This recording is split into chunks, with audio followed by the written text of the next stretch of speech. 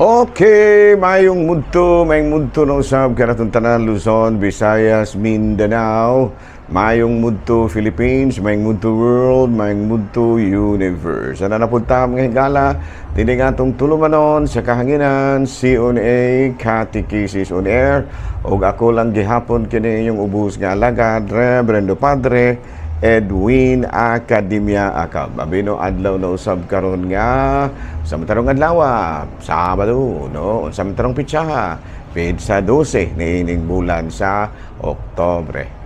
Mga adlaw mahigala, no? Karong adlaw gi sa ulog din nato, no? Ang fiesta sa matarong pista sa Pamplona ug sa kini Pamplona ug sa kanang Valencia.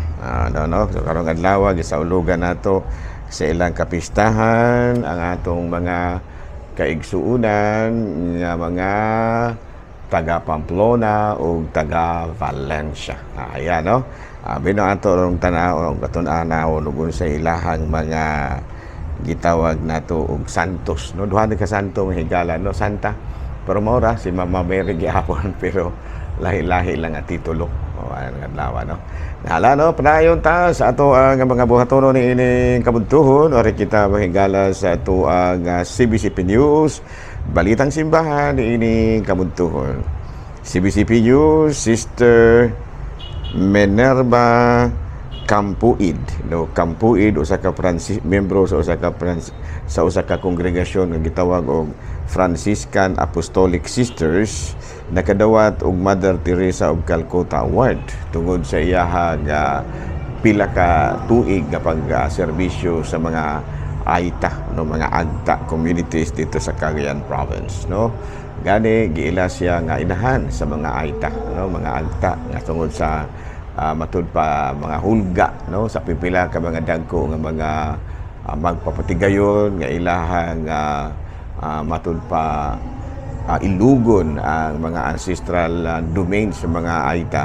Naning kamot in town kini si Sister Minerva Campuid nga maprotektahan gyud ang katungod sa mga AITA. Balita maghigala gikan sa Vatican, don't forget humor. Matapa ayaw kalimot og kanang pasiaw. Yan, no? Ayaw kalimti ang pasiaw. Mao kana ang usa sa mga nahimong pahamangno ni Pope Francis kang Cardinal-elect Pablo Virgilio David nga obispo sa Caloocan. Matud pa niya, dawata ang tanan sa bukas nga kasing-kasing o ipaagi lang gihapon kini og pasiaw. Ayan, no? So, kana ang gitudlo ni Pope Francis ngadto sa bag-ong napili nga kardinal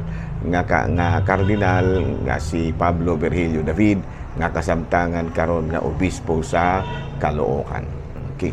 So mo kadto manghigala mga balitang simbahano ni ini kabuntuhon ug ari kita manghigala sa atong Saint of the Day.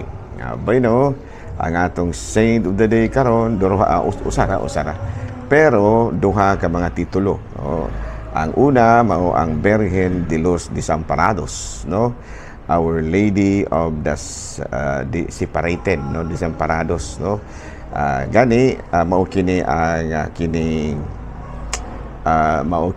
ang patrona sa kining Valencia, ano? Virgen de los Desamparados. Unya matud pa nahimo kini nga usa ka kini nga debosyon nga didto gyud magsugod mismo sa Valencia, Spain, no? Kaya naman po'y Valencia dito sa Spain.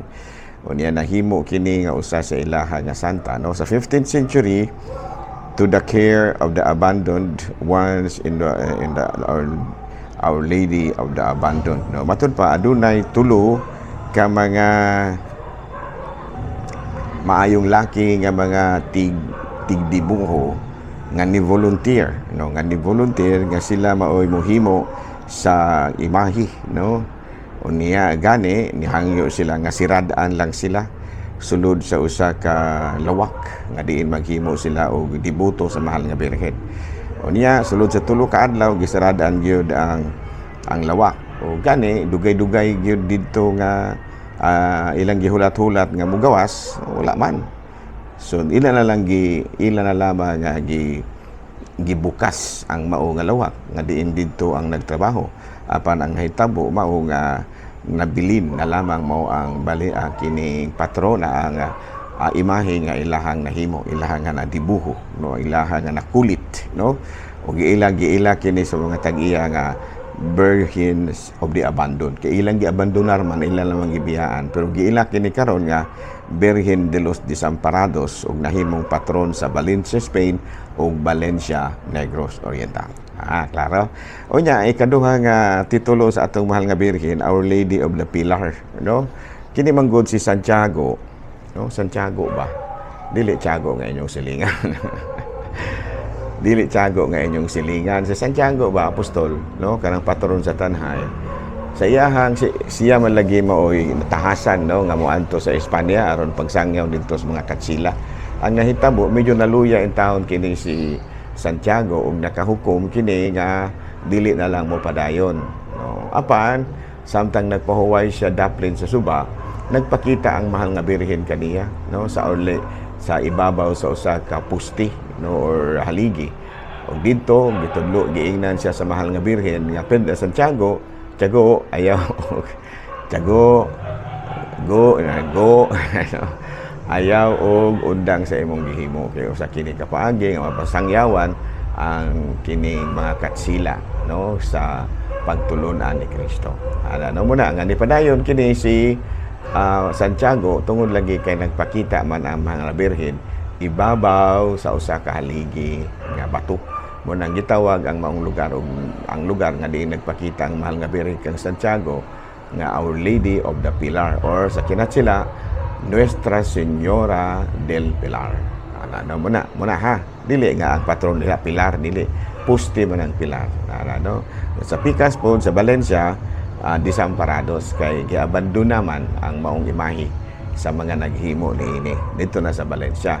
Pero sa Pamplona gitawag kana og Our Lady of the Pilar, or Nuestra Señora del Pilar. Ayan, no? Klaro na.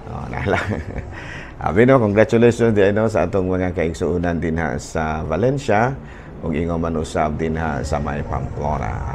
Ang unang hungit ako no.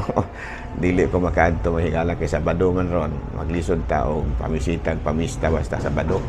Kay daghan man sa tagtrabaho. Gani padayon diri sa amoa karon mahigala ang amoang kining formation seminar sa atong mga katekista, no. Kaya ang atong mga katekista nato mga batan-on ato man gipatudlo og Sunday school unya akong giobserbaran akong kining per assessment kulang pa jud in taon sa matod pa classroom management ang mga bata o kulang pa jud in taon sa gitawag nato sa English og teaching skills. Nga no nga ato pong gitudluan ang mga bata niya. Mga maestra gyud, dili katekista, mga maestra gyud ang nagtudlo.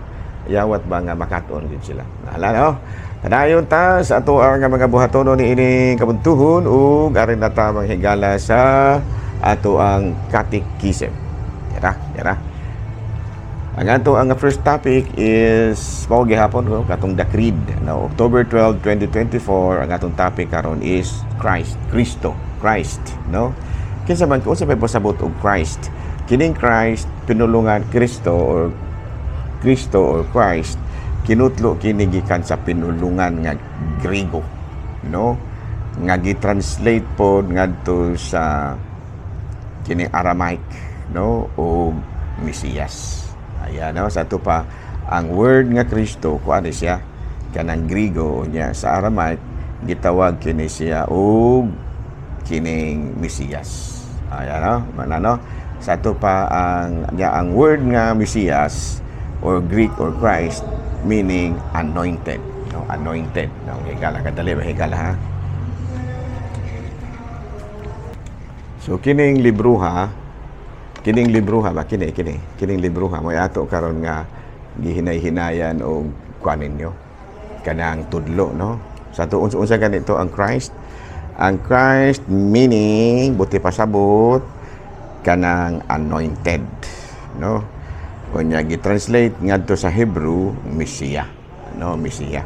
Sa Bisaya pa na dinihugan, no, dinihugan. Sa ato pa ang word nga Christ is sa Grigo na siya nga sultihan. Buti pasabot ni ana kanang dinihugan. Unya sa pinulungan nga Hebrew, no, kanang hinulungan ba sa mga kining mga Hudiyo, Hebrew, gitawag kana og Mesiyas.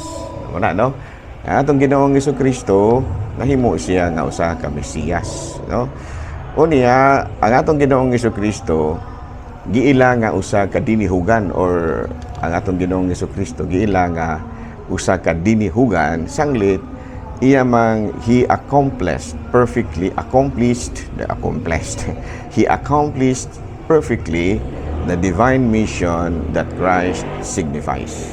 Sa ato pa nahimo nga kining dinihugan ang atong Ginoong Jesucristo tungod kay iya hamang gyud nga natuman, no, ang misyon sa usa ka Mesiyas, manluluwas, no. Gani ang pagkamanluluwas ni Kristo sukad pa sa pagkataon niya, dugay na gi-announce, no?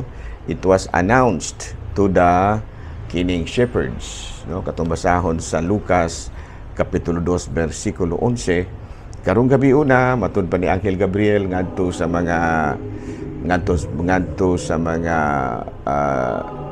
kining gitawag og magbalantay sa karnero nga mga Hudiyo, matud pa sa ni Angel Gabriel, karong gabi una natawo sa lungsod ni David ang inyong manluluwas, ang Kristo nga Ginoo.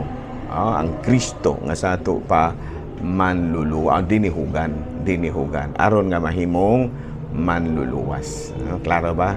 Sa ato pa ang Kristo di ay is dinihugan, no? Dinihugan, or in English anointed, or in Hebrew Mesiyas, or in Greek gitawag kana og Kristo. Ay, ano mo na nga si Kristo gitawag og Hesus Kristo kay nahimo man siyang dinihugan aron nga mahimong manluluwas. Ano? Many Jews and even Catholic and even Gentiles who shared their hope recognized that Jesus is the fundamental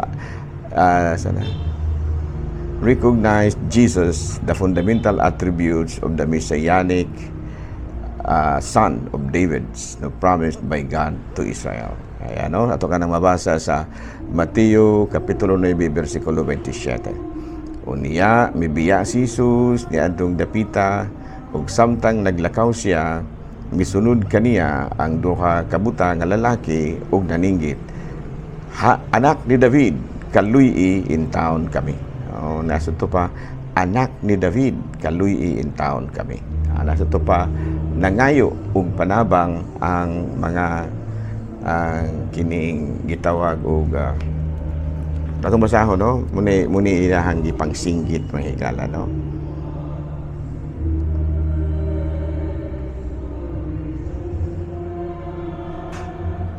Ingon ni ana. So manano nga sa usa ganito ang Kristo. Ang Kristo buti pasabot ni ana sa Griego anointed, or sa Hebrew Messiah. Unya ang atong Ginoong Jesucristo nahimong dinihugan tungod lagi sa iyahang nahimo nga pagluwas sa katawhan, no? O gani kung atong basahon sa buhat sa mga apostoles kapitulo 2 bersikulo 36, busa ang tanang tao sa Israel kinahanglang masayod gayud nga kining maong Hesus nga inyong gilansang sa krus Ginoo sa Dios, gihimo sa Dios nga Ginoo ug Mesiyas, no. Sa ato pa kung maghiskot ka na gani og Kristo, no, mao ka na ang giingon, pinulungan ka na nga Grigo, unya mao ka na ang giingon sa mga Hebreo ug Mesiyas, meaning anointed or dinihugan. Nga sa ato pa ang atong Ginoong Jesucristo gidihugan, no, sa langitong Amahan, ug gani nakatuman siya sa buluhaton sa usa ka tinuod nga manluluwas or dinihugan, no. Klaro? Alano man na, no. So na itong topic karon ha, Kristo, sa ganito ng Kristo, pinulungan na nga Grigo. Unya sa meaning na sa kining in English anointed. Unya sa pinulungan nga Hebrew gitawag kana og Kristo o kining Mesiyas, o sa pinulungan nga o sa in English gitawag kana og anointed. Oh, klaro, no? Sa Binisaya, unsa man ang anointed? Dinihugan. Okay, klaro? Hala, no? Ari na kita manghigala sa ikaduha nga topic. No? Kini sa may ikaduha na to nga topic. Of course, ang ikaduha na to nga topic mao kining veneration of saints, no? Pagpasidungog sa mga santos. Veneration is an act honoring a saint, a person who has been identified as having a high degree of sanctity or holiness. Sa ito pa, unsa ganito ning santos, pinulungan kini nga in English, sa saint, no, saint, pagpasidungog sa mga santos. Sa ganito ning santos, a saint is a person who has been identified as having a high degree of sanctity or holiness. Sa ito pa, ang pagkasantos di ay mao ang gitawag ang usa ka tawo nga usa ka santos kung siya nagpuyo og matud pa high degree of sanctity, nga sa ato pa taas nga level sa pagkabalaan o pagkasantos, sanctity, no? What does honoring the saint means? Sa man puti pasabot nga kanang atong pasidunggan ng mga santos. Honoring the saints means that we imitate their good example so that like them we can also live a saintly life. Ayan, no? Honoring the saints means that we will imitate their good example so that like them we can also live a saintly life. Okay, number 2, honoring the saints means asking for their intercession because we believe that their souls are already in heaven. Sa ito pa, ang ikaduha nga paagi sa pagpasidungog sa mga santos, mao ang pagpangayo sa ilahang panabang o mga pag-ampo. Kami tuo naman kita nga ang ilahang kalag atuan na dito sa gingharian sa langit. O niya, biblical basis about saints already in heaven. Matud pa sa Revelation chapter 5 verse 8, when he had taken the scrolls, the 4 living creatures, and the 24 elders fell down before the Lamb, and with their lamps the elders were holding vessels of gold, vessels of gold filled with aromatic spices, were the prayers of God's holy people. Sa ito pa, makita nato kung atong basahon sa Revelation chapter 5 verse 8, nga ang mga santos at tuagi didto sa tiling-tiilan sa hukmanan sa Dios ug nag-ampo alang sa mga buhi. Muna siya, no? Niya, unsa may ato ang mga practice pagpasidungog sa mga santos. Of course, may mga novena kita, may mga fiesta celebration kita aron sa pagpasidungog sa mga santos. Klaro na, no? So muna nga kita nagpasidungog kita sa mga santos kay angay man naging daygon ang mga tao nga nagsunod sa kaubuton sa Dios. Salamat ug maayong mudto Pilipinas.